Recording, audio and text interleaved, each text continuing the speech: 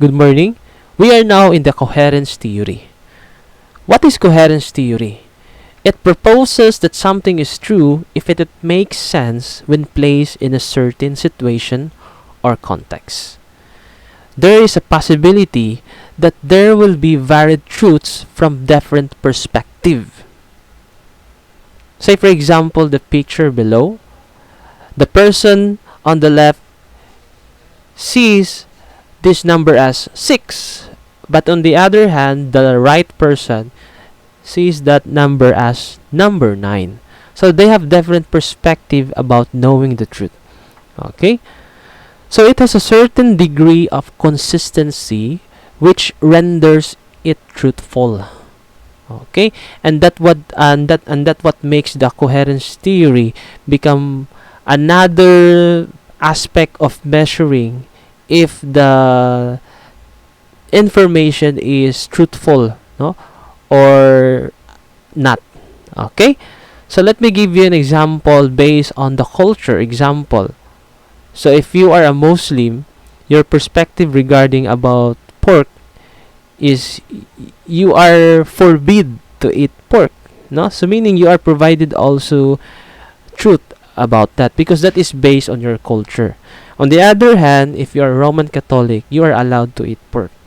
So that truth is also justified based on the traditional doctrine of the religion, which is they allowed to eat pork.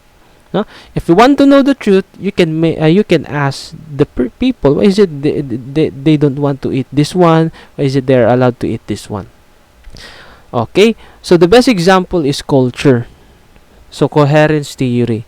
So that is the most important things that we need to know because everyone has different truth based on the culture, and it's based also on the level of consistency, no? Because level of consistency meaning it refers to the traditions that are being passed, no, from generation to generation. Okay, say for example, speaking of what type of living, no, say for example, if you are Vietnamese, you are more on agriculture. If you are in Japan, you are more on industries, meaning there are plenty of factories, buildings, manufacturing establishment. So if you may ask the Vietnamese on their perspective that we preferred agriculture because our land is abundant, no, very abundant. We have a type of soil which is adaptable to different fruits, different vegetables, and different plants, no. So because of this abundancy and the adaptability of the soil, we need to hone our agricultural skills, no. So this is their perspective, but it doesn't mean to say if they are into agricultural, they don't need to focus industry. They still have industry, but shall we say 70% is agriculture, 30% is focusing on the industries, no, because you need to open your country to adapt both of these things, no. So if you're still focusing on this one, there's possibility that the economy will break down. So that is their perspective, no. So if some people will ask them, why is it Vietnam is more on agriculture? So that is their reason, that is their perspective, no. Yeah, maingon kang, anong dili mo mag-industry? So wala nilang rason. So mas best ang ilang land for that.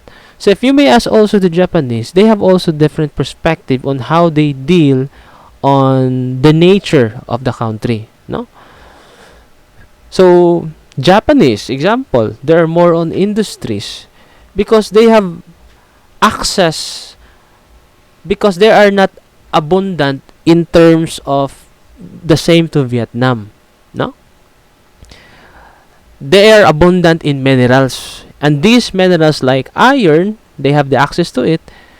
If the country is accessible to the abundancy of minerals, this country probably will become industrious. So, daghan kay kag matukod nga building, if daghag minerals nga iron ore, the possibility of being a country which is rich in skyscrapers and buildings.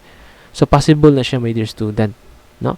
So, that is why the reason why is it the Japanese wanted to spread their empire during World War II, because they lack the resources which is abundant on the other country like Vietnam, like Laos, Cambodia, naabot in taon sila sa China, no?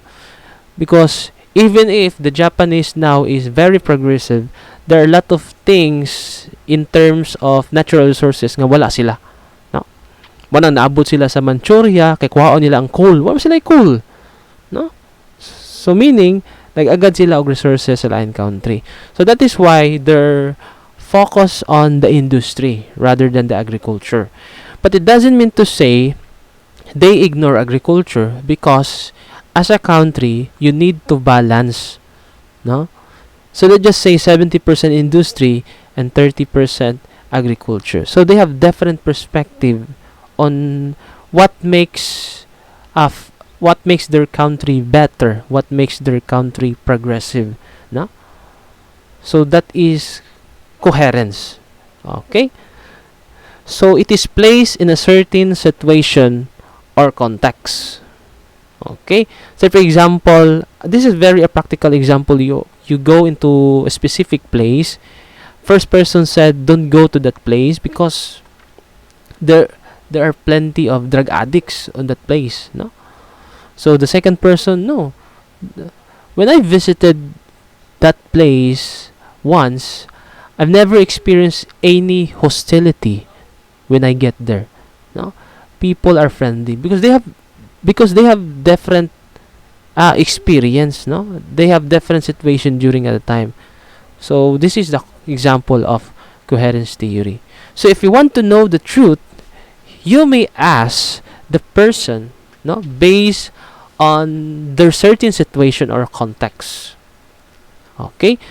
And that is very helpful to us to know about the truth, no?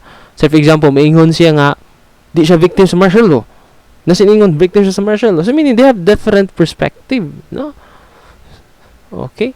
So maingon siya nga move on na. No, so pag move on, biktima man iyang kuan, no? Example, that is the things that you need to remember, no? You don't simply advise the person to move on, especially if part of his family is part of the victim, no?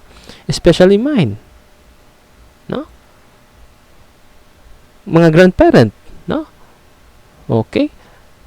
So mga grandparents o mga katrabaho na ko before, which is rebel returnees, they're part of an abuse, no, of human rights abuses during that time. But I cannot blame others. Why is it they love martial law? Is because during that time they are well privileged. So this is a different perspective that you need to know, my dear student. Why is it they have different answers to the question? Is it martial law is good? Is it martial law is bad? No. So this is an example of coherence theory, and we cannot deny the fact that our people are divided on the perspective on how they deal martial law. It is based on their experience, no, during the time, no. So you cannot deny that fact, no. Okay, uban ganahan sila kay disiplina, no, disiplina. Uban ganahan sila dili. Oh. So those are the perspective that we need to know. We need to know more about the people. Okay. So I hope you able to understand, but it sounds offending kay nabot mo tag martial law, but it's very applicable in our topic with the student. So now, after this coherence, we have another theory to discuss. Thank you for listening for coherence theory.